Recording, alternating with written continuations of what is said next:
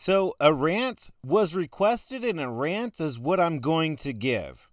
Now, this might be controversy to the mass communications degree that I'm pursuing right now, but this is something that I am highly passionate about. So, I'll just jump right into it. My rant is about social media.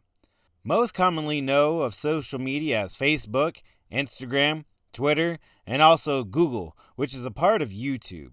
The other big thing right now is TikTok, which may be banned in this country, but we'll get more into that a little bit later. Because I want to make it known that there have been many different studies showing the major effects that social media has within our lives, mentally and physically. These companies are intentionally using technology to manipulate our human dopamine levels. Now, dopamine is something that your body naturally produces and then can be manipulated when we use drugs or alcohol. But I want to steer you away from those particular methods for just a moment, and let's take a look at how these casinos affect you. They'll have lights flashing, fun little videos on the virtual slot machines to keep you engaged, and inside the buildings they will also be lit up so bright to trick your minds into staying awake. Well, it turns out that Dr. Daniel Kruger at the University of Michigan has linked gambling directly to the algorithms on the various social media platforms. So when your phone screen is on and you're scrolling through the infinite pictures, or even watching the quick little short clips, casinos are performing these same very triggers within your mind.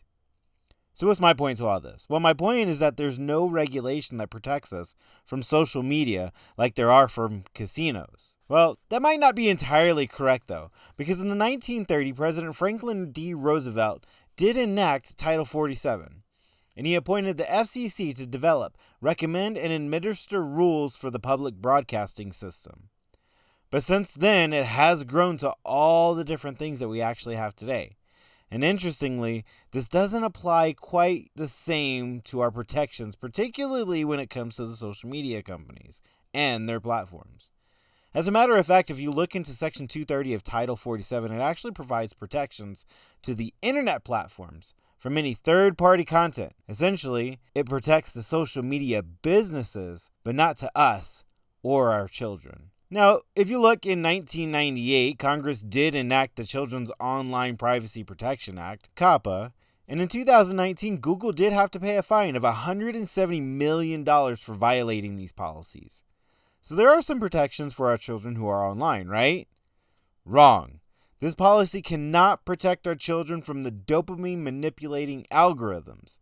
I mean, sure, you have to click one solitary button that states that you must be 13 years old, blah, blah, blah. Here's the terms of service. But what child doesn't know how to click buttons on any device in today's technological age? Kids are being given quote-unquote educational tablets as early as 1 year old, probably even younger, to learn how to just click or tap buttons.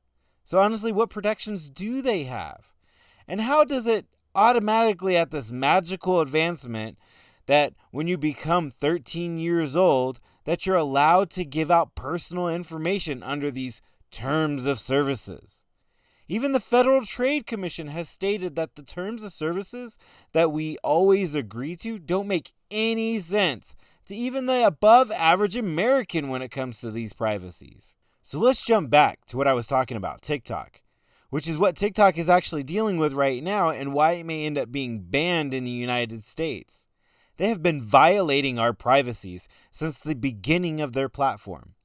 They have sold and distributed our personal information around the world, making the people in the United States vulnerable. But I mean, let's say TikTok does get banned. Does this protect us from the social media? Not quite. What can we do about this though, and how can we implement some changes? Well, we should start putting some regulations on social media, right? Maybe let's assign another government entity to develop, recommend, and administer rules, just like the FCC. I mean, that sounds great, so let's just go ahead and do it. Unfortunately, I think there's a small problem with that. Bureaucracy. By the time someone gets approved, rules are then voted on in Congress, and then somebody decides that they want to start enacting these policies. It'll honestly just be too late. As I said in the beginning, these companies/businesses are using AI technology to manipulate us. And it's moving at such a rapid pace that our government systems are unable to keep up, even if we are able to act right away. The counter argument is that if we regulate these platforms and start restricting these people's voices, we would then be violating our First Amendment right, the freedom of speech and free press. That's actually true. I don't know if I want to do that. Because then, of course, if you have the assigned regulating person in question, they are then going to use the systems potentially to their advantage. Show you only what they want to show you, kind of like they do in North Korea. Now, I don't know about you, but I don't think so. You are not going to sit here and take my freedoms away, because I didn't fight for this country for nothing. So what's the real answer to these businesses? Because that's exactly what they are. They're not a media source, and they need to be treated as a business that is involved with addiction and drugs, just like the casinos, just like the tobacco companies and the alcohol companies, even the marijuana companies. We need to put laws and regulations to limit the age in which children under the age of 18 do not have access to social media.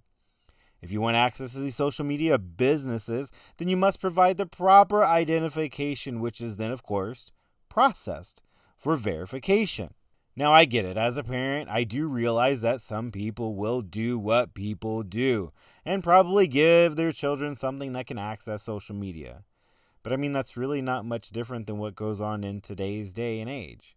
Some parents do let their children drink alcohol and smoke marijuana. However, I think this is the best option that we can make, so that way society can become more aware of the issues that are at hand and give us time to possibly find a better way to handle this rapid growing technology. Otherwise, the mental and physical effects can lead us to a whole new epidemic, leaving our next generation in a very difficult place. I say let's stop being manipulated by these different social media businesses and let's start gaining control of our lives.